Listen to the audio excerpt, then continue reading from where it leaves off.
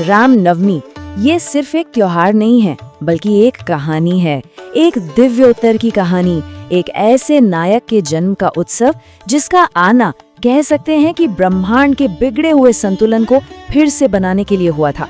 तो चलिए इस महान कथा की परतों को खोलते हैं। जरा एक ऐसे युग की कल्पना कीजिए, त्रेता युग, एक ऐसा समय जब धरती पाप के बोझ तले दबी जा रही है। सोचिए, जब अन्याय ही नियम बन जाए तो फिर कुदरत या ब्रह्मांड कैसे जवाब देता है। बस इसी सवाल में रामनवमी का पूरा सार छिपा है। तो आखिर इस त्योहार की जड़ें कहाँ हैं? क्यों हर साल करोड़ों लोग इतने उत्साह से भगवान राम का जन्मोत्सव मनाते हैं? चलिए इसके पीछे का जो मूल कारण है उसे समझते हैं। देखिए, हर कहानी में एक विलन होता है और इस युग में वो था रावण। पर ये बात सिर्फ एक बुरे राजा की नहीं थी, ये बात थी अधर्म के फैलने की। मतलब एक ऐसी हालत जब घमंड और जुल्म ने दुनिया के नैतिक संतुलन को ही दांव पर लगा दिया था। कहते हैं ना कि जब अंधेरा सबसे ज्यादा गहरा होता है तभी रोशनी की एक किरण फूटती है। रामनवमी का त्योहार ठीक यही है, उस दिव्य प्रकाश का उत्सव जो अधर्म के अंधकार को मिटाने के लिए धरती पर आया। ये पर्व है भगवान श्री राम के जन्म का। लेकिन ये जन्म किसी राजा के घर बस एक बेटे का जन्म नहीं था। नहीं, इसके पीछे एक बहुत गहरा ब्रह्मांडीय उद्देश्य छिपा था। ये एक डिवाइन इंटरवेंशन था जिसकी योजना बहुत पहले से बन रही थी। उस युग का जो सबसे बड़ा संघर्ष था ना, वो यही था। एक तरफ धर्म, दूसरी तरफ अधर्म। एक ओर थे श्री राम जो कर्तव्य और सच्चाई के रास्ते यानी धर्म की मिसाल थे, और दूसरी ओर था रावण जो अहंकार और अत्याचार यानी अधर्म का जीता जागता स्वरूप था।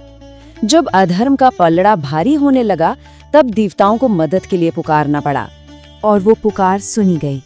ब्रह्मांड के संरक्षक भगवान विष्णु ने वादा किया कि वो धर्म को फिर से स्थापित करेंगे। उन्होंने ये वचन दिया कि वो अपने 7वें अवतार के रूप में पृथ्वी पर जन्म लेंगे ताकि बुराई का सर्वनाश हो सके। तो अब वो मंच पूरी तरह तैयार था जिस पर इतिहास की सबसे पवित्र कहानियों में से एक लिखी जानी थी। कहानी श्री राम के जन्म की अद्भुत और चमत्कारी कथा। हर दिव्य कहानी में एक मानवीय पहलू जरूर होता है, और यहाँ वो पहलू थे अयोध्या के राजा दशरथ। सोचिए, सब कुछ था उनके पास, धन दौलत, मान सम्मान, लेकिन उनका दिल एक वारिस के लिए तरस रहा था, और ये दुख उन्हें अंदर ही अंदर खाए जा रहा था। तब अपने गुरु की सलाह पर राजा दशरथ ने एक आखिरी उपाय के तौर पर पुत्र कामेष्ठी यज्ञ करने का फैसला किया। और जैसे ही पवित्र अग्नि जलाई गई, एक चमत्कार हुआ। यज्ञ की ज्वालाओं से स्वयं अग्निदेव प्रकट हुए, और उनके हाथों में था दिव्य खीर से भरा एक पात्र जो राजा की प्रार्थनाओं का जवाब था। राजा दशरथ ने उस दिव्य प्रसाद को बहुत ही समझदारी से अपनी तीनों रानियों में बांटा। आधा हिस्सा उनकी सबसे बड़ी रानी कौशल्या को मिला, और जो बाकी आधा बचा उसे रानी कैकेयी और रानी सुमित्रा के बीच बराबर बांट दिया गया। ये बंटवारा असल में भविष्य में होने वाले जन्मों का एक संकेत था। और फिर वो घड़ी आई जब पूरे ब्रह्मांड ने मिलकर एक आदर्श मुहूर्त बनाया। महीना था चैत्र का, शुक्ल पक्ष की नवमी तिथि थी और पुनर्वसु नक्षत्र का उदय हो रहा था।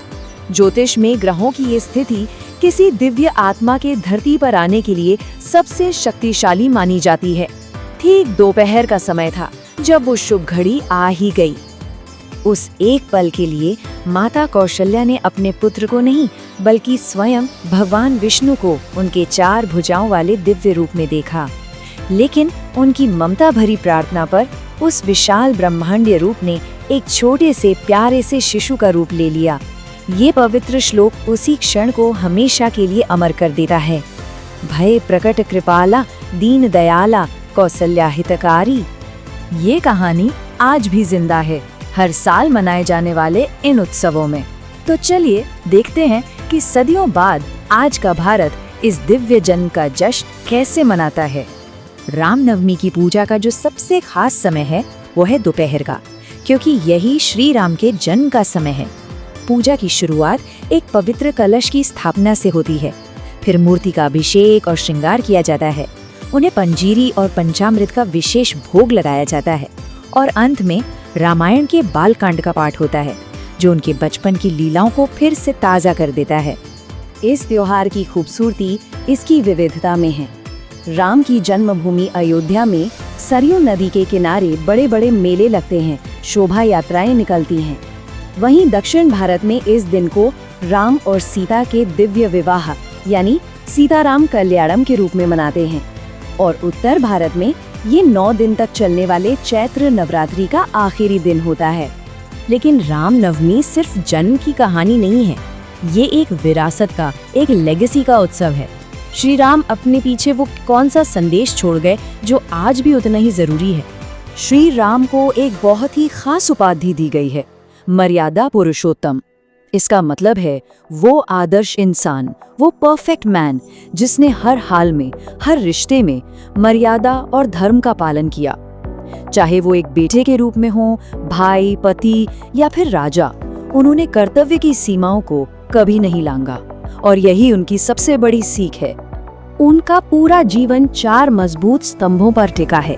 संयम यानी सेल्फ कंट्रोल, कर्तव्य के प्रति कभी न डिगने वाली निष्ठा, हर रिश्ते को आदर्श तरीके से निभाना और ये पक्का विश्वास कि आखिर में जीत हमेशा सच्चाई की ही होती है। ये वो मूल्य हैं जो किसी एक युग के लिए नहीं बल्कि पूरी मानवता के लिए हैं। और अब आखिर में एक सवाल, आज की इस भागदौड़ और उलझनों से भरी दुनिया में उत्तम पुरुष का ये हजारों साल पुराना आदर्श कितना मायने रखता है? क्या मर्यादा और धर्म के ये सिद्धांत आज भी हमें एक बेहतर रास्ता दिखा सकते हैं? इस पर सोचिएगा जरूर।